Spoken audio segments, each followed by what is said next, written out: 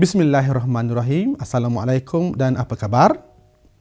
Bertemu kembali bersama saya Cikgu Hafizi bin Muhammad dari Sekolah Menengah Sains Tengku Muhammad Faris Petra dalam ulang kaji mata pelajaran kimia SPM dalam topik garam. Baiklah, pada sesi sebelum ini kita telah lihat berkaitan dengan topik asid dan base. Kesinambungan pada hari ini pula, kita akan melihat dengan lebih lanjut berkenaan dengan topik garam. Okey. Pertama sekali, cuba ingat semula tentang tindak balas kimia yang kita semua telah belajar dalam topik asid dan base. Di mana untuk menghasilkan garam terdapat beberapa sifat kimia yang perlu anda ketahui. Seperti yang pertamanya, untuk menghasilkan garam, tindak balas antara asid dan juga logam reaktif. Seterusnya, seperti contoh di sini, asid hidroklorik bertindak balas dengan zinc, menghasilkan zinc klorid dan juga gas hidrogen. Zinc klorid yang terhasil di sini ialah salah satu jenis garam. Garam juga boleh dihasilkan melalui tindak balas antara asid dan alkali, seperti asid hidroklorik dan natrium hidroksida untuk menghasilkan garam natrium klorida. Cuba semua perhatikan, ion-ion logam, iaitu zinc dan juga natrium, telah digantikan dengan ion hidrogen yang terdapat dalam asid untuk menghasilkan garam. Seterusnya, tindak balas antara asid dan karbonat logam juga akan menghasilkan sejenis garam, di mana asid hidroklorik bertindak balas dengan kalsium karbonat untuk menghasilkan garam kalsium klorida, gas karbon dioksida dan juga air. Dan seterusnya, tindak balas antara asid dan juga amonia aqueous, di mana larutan amonia aqueous ini akan menggantikan ion hidrogen dalam asid untuk membentuk satu garam, iaitu garam amonium klorida. Baik, daripada kesemua contoh ini, kita boleh mentafsirkan ataupun menyatakan maksud garam. Baik, dari keempat-empat contoh tindak balas yang kita bincangkan tadi, garam boleh ditafsirkan sebagai sebatian ion yang terbentuk apabila ion hidrogen H positif dalam asid digantikan dengan ion logam ataupun ion amonium NH4 positif. Baik, kita juga akan melihat keterlarutan garam, di mana terdapat garam yang larut dalam air dan juga terdapat garam yang tidak larut dalam air. Seperti yang kita boleh saksikan di sini, garam nitrat semuanya larut dalam air. Garam sulfat semuanya larut dalam air kecuali plumbum 2 sulfat, barium sulfat dan juga kalsium sulfat. Seterusnya, garam klorida. Semua garam klorida larut dalam air kecuali mercury klorida, plumbum 2 klorida, argentum klorida, dan garam karbonat kita boleh katakan sebagai semua garam karbonat tidak larut dalam air, kecuali yang larutnya hanyalah 3, iaitu garam natrium karbonat, garam kalium karbonat, dan juga garam amonium karbonat. Maksudnya di sini, garam karbonat kita boleh katakan bahawa semua garam karbonat tidak larut dalam air, kecuali garam natrium karbonat, garam kalium karbonat dan garam amonium karbonat. Dan kesemua garam amonium, garam natrium dan juga garam kalium larut dalam air. Baiklah. Seterusnya, kita boleh simpulkan untuk mengingat semua tentang keterlarutan garam ini.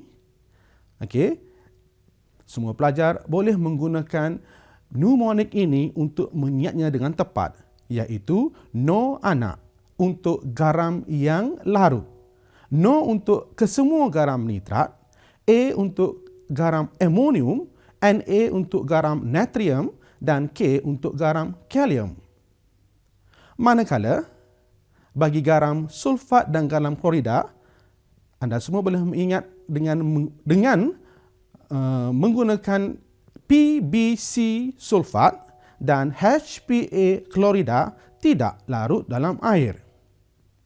P merujuk kepada plumbum sulfat, B barium sulfat dan C kalsium sulfat. Manakala 3 garam klorida yang tidak larut dalam air pula ialah H untuk mercury 1 klorida, P untuk plumbum 2 klorida dan juga A untuk argentum klorida. Saya harap anda semua boleh mengingat jenis-jenis garam yang larut dan jenis-jenis garam yang tidak larut dalam air. Baiklah, seterusnya kita lihat secara ringkas tentang penyediaan garam terlarutkan. Garam terlarutkan untuk menyediakan garam terlarutkan terdapat 2 perkara yang perlu anda semua teliti. Yang pertama, sekiranya garam yang larut dalam air itu merupakan garam dari anak, amonium, natrium dan juga kalium. Kaedah pentitratan asid dan base harus digunakan, seperti yang saya tunjukkan dalam gambar rajah ini. Namun, seterusnya, sekiranya anda ingin menyediakan garam terlarutkan selain daripada garam anak. Baik, seterusnya untuk penyediaan garam terlarutkan untuk garam bukan daripada jenis anak. Untuk garam ini, kita tidak boleh menggunakan kaedah pentitratan asid dan base. Sebaliknya, 3 kaedah yang perlu kita gunakan, iaitu tindak balas antara asid dan logam reaktif, tindak balas antara asid dengan logam oksida, tindak balas antara asid dan juga logam karbonat. Seperti mana yang telah saya tunjukkan dalam gambar rajah di sini, iaitu tindak balas di antara asid dan juga kuprum 2 oksida. Seterusnya, penyediaan garam tak terlarutkan, di mana khusus untuk menghasilkan garam yang tidak larut dalam air. Tindak balas ini dipanggil sebagai tindak balas penguraian ganda 2. Tindak balas ini memerlukan ion-ion untuk menghasilkan garam yang tidak terlarutkan tersebut daripada 2 larutan garam yang berbeza. Seperti contohnya, untuk menghasilkan garam barium sulfat, kita mesti menghasilkan atau menyediakan larutan barium nitrat yang mempunyai ion barium dan juga boleh menggunakan larutan natrium sulfat yang mempunyai ion sulfat untuk menghasilkan garam tak terlarutkan barium sulfat. Baiklah, seterusnya kita terus kepada perbincangan tentang kesan haba ke atas garam karbonat. Maksudnya di sini ialah apa yang akan terjadi kepada garam apabila dipanaskan dalam makmal. Baik, yang pertama, pemanasan garam karbonat. Sila perhatikan gambar rajah yang digunakan. Pemanasan garam karbonat ini akan menghasilkan logam oksida dan membebaskan gas karbon dioksida. Sebagai contohnya, garam kalsium karbonat apabila dipanaskan menghasilkan logam oksida iaitu kalsium oksida dan juga gas karbon dioksida.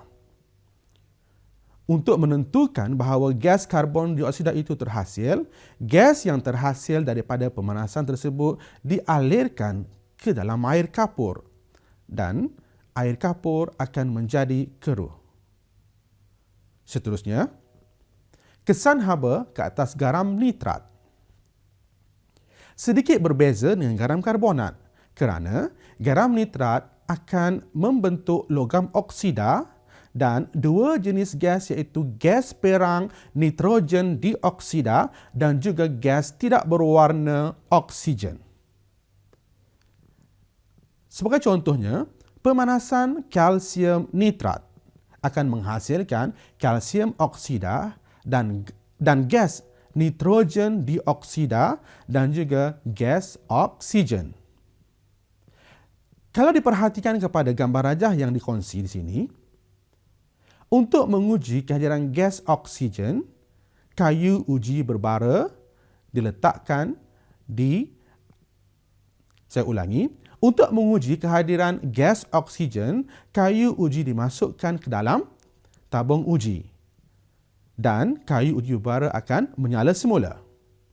Manakala untuk menguji kehadiran gas nitrogen dioksida yang berwarna perang tadi, kertas litmus biru yang lembap akan diletakkan di mulut tabung uji dan kertas litmus biru tersebut akan bertukar menjadi merah. Ia menunjukkan bahawa gas nitrogen dioksida hadir. Seterusnya, anda juga perlu tahu bahawa hanya sesetengah sahaja garam sulfat dan garam klorida yang boleh diuraikan oleh haba. Sebagai contohnya, garam amonium klorida bila dipanaskan akan membebaskan gas amonia dan juga gas hidrogen klorida. Manakala apabila zinc sulfat dipanaskan, ia akan membentuk zinc oksida dan membebaskan gas sulfur trioksida. Seterusnya, jika ferrum 2 sulfat digunakan, dipanaskan, ferrum 2 sulfat akan menghasilkan ferrum 3 oksida dan membebaskan gas sulfur dioksida dan juga gas sulfur trioksida. Ini bermakna hanya 3 garam ini sahaja yang perlu anda semua tahu bagi pemanasan garam sulfat dan juga garam klorida. Baiklah, seterusnya, mari kita sama-sama menjawab soalan percubaan SPM tahun 2020 Negeri Pulau Pinang. Baiklah pelajar, mari kita lihat sama-sama soalan percubaan SPM Negeri Pulau Pinang tahun 2020, soalan struktur nombor 5 berkenaan dengan topik garam ini. Sila pastikan, saya mohon semua pelajar supaya baca soalan dengan betul-betul sebelum kita menjawab soalan yang ditanya. Baiklah. Rajah 5 menunjukkan pertukaran bagi plumbum 2 nitrat. Plumbum 2 nitrat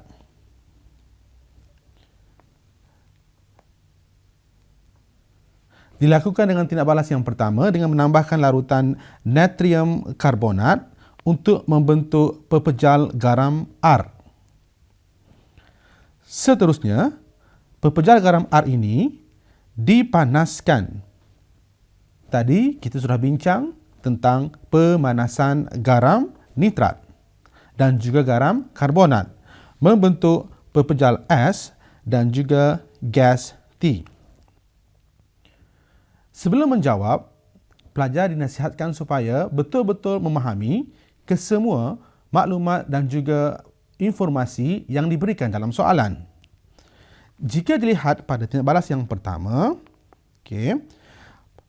plumbum nitrat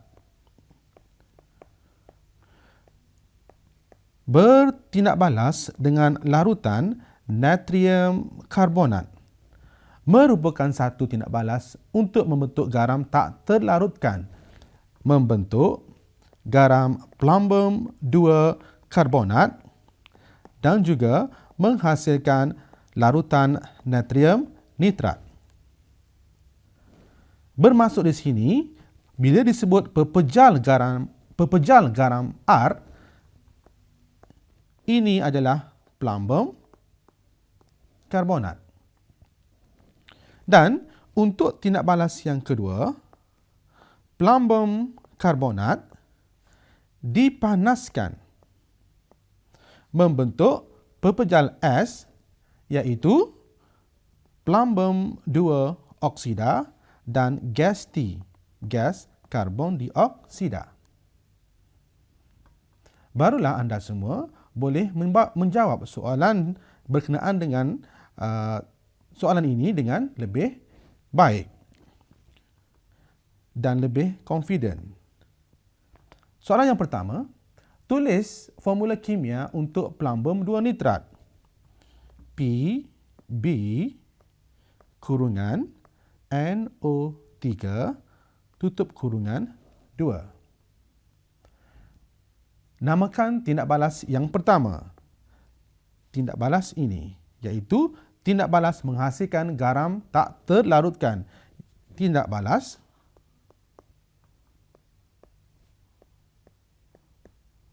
penguraian ganda 2. Seterusnya, berdasarkan rajah 5, kenal pasti garam R, pepejal S dan juga gas T. Kita lihat kembali. Pepejal R ialah plumbum 2 karbonat. Pepejal S ialah plumbum 2 oksida. Dan gas T ialah gas karbon dioksida. Anda tidak akan ada masalah untuk menjawab soalan ini dengan tepat. Baiklah, untuk soalan B, berdasarkan rajah 5, kenal pasti garam R, pepejal S dan juga gas T. Kita lihat kembali apa yang telah kita dapat daripada awal-awal bacaan soalan tadi. Pepejal garam R ialah plumbum 2 karbonat, pepejal S ialah plumbum 2 oksida, manakala gas T ialah gas karbon dioksida. Pelajar hanya perlu menulis kembali jawapan yang telah kita bincangkan tadi. Okey, pelajar boleh menulis nama ataupun boleh menulis formula kimianya dengan betul. Plumbum karbonat PbCO3, manakala S ialah plumbum 2 oksida PbO dan gas T ialah gas karbon dioksida. Seterusnya, untuk soalan C.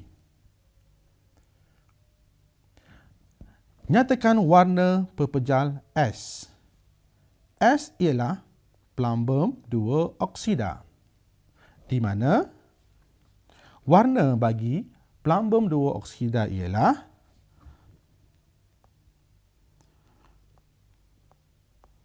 perang ketika panas dan kuning apabila sejuk. Okey. Soalan seterusnya ialah lukiskan rajah berlabel bagi pemanasan pepejal garam R dalam tindak balas yang kedua, pemanasan garam karbonat. Untuk tindak balas yang kedua,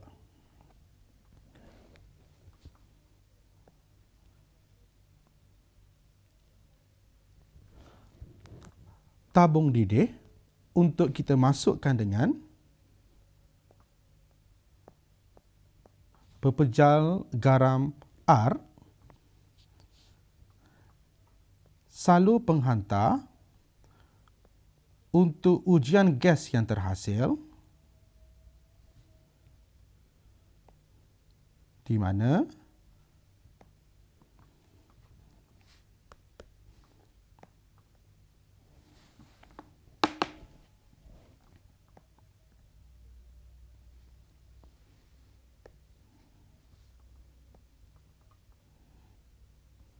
sila pastikan bahawa salur penghantar ini tenggelam ataupun masuk ke dalam air kapur. Dan ia mesti dilabel.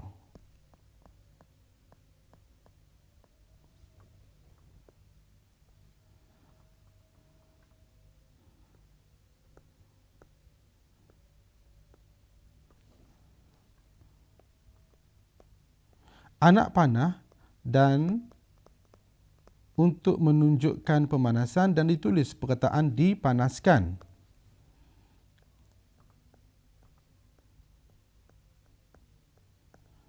Gabus dan ditutup dengan ketat. Okey. So ini adalah gambar rajah bagi pemanasan pepejal garam R. Okey. Soalan seterusnya ialah tulis persamaan kimia bagi tindak balas 2. Okey. Kalau kita perhatikan tadi. Okey. Dari awal lagi persamaan ini telah kita tulis. Okey. Dari awal lagi telah kita tulis. Okey. Dan anda perlu tulis semula dalam ruangan jawapan yang disediakan. PbCO3 dipanaskan membentuk PbO dan gas karbon dioksida. Okey, pastikan persamaan kita semua betul dan juga seimbang. Okey. Seterusnya, ini adalah jawapan yang lebih tepat untuk anda rujuk. Okey. Seterusnya, soalan dalam bab garam ini juga akan sentiasa ataupun selalu ditanya berkenaan dengan pengiraan, iaitu analisis secara kuantitatif. Anda perlu baca dengan betul-betul supaya semua maklumat yang diberikan tidak ketinggalan untuk digunakan dalam setiap pengiraan yang kita akan lakukan. Baiklah, 2.67 gram garam R dipanaskan dalam makmal. Hitung isi padu gas yang dibebaskan. Soalan yang ditanya ialah menghitung isi padu gas yang dibebaskan pada keadaan bilik. Bagi memudahkan pelajar tidak kehilangan markah, saya cadangkan kepada semua pelajar untuk sentiasa melakukan kaedah ini.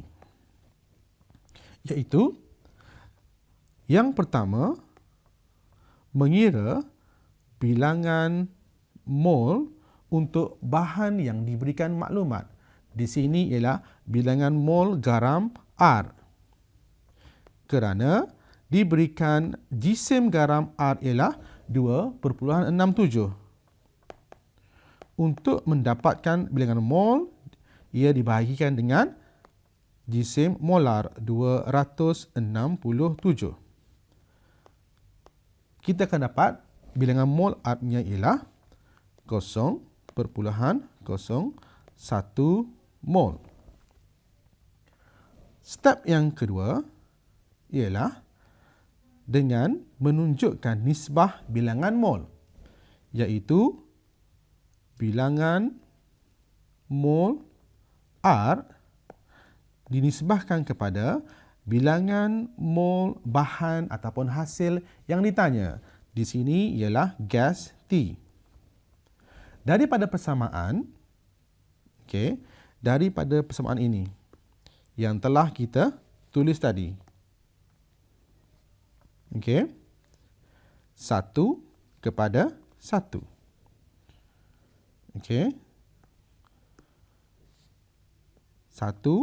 1R/1. Bilangan mol tindak balas ialah 0.01/0.01. Jadi bermakna bilangan mol gas T ialah 0.01 mol. Dan akhir sekali, kita dapat mengira isi padu gas T, iaitu pada keadaan bilik, iaitu 0.01 darab dengan 24. So, jawapannya ialah 0.24 dan unitnya ialah desimeter padu.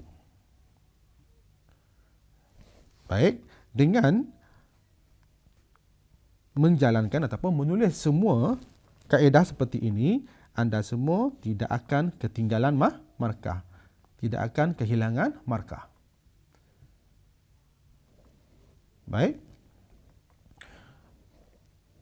Jadi, daripada soalan ini, anda semua akan dapat menjawab secara tepat ke semua soalan yang ditanya. Baiklah, saya rasa cukup itu saja dulu untuk perbincangan kita dalam topik garam tadi. Saya harapkan anda semua dapat mengamalkan atau dapat menggunakan segala perkongsian yang telah saya kongsikan sebentar tadi. Sehingga itu diucapkan selamat maju jaya walau di mana jua anda berada. Assalamualaikum warahmatullahi wabarakatuh.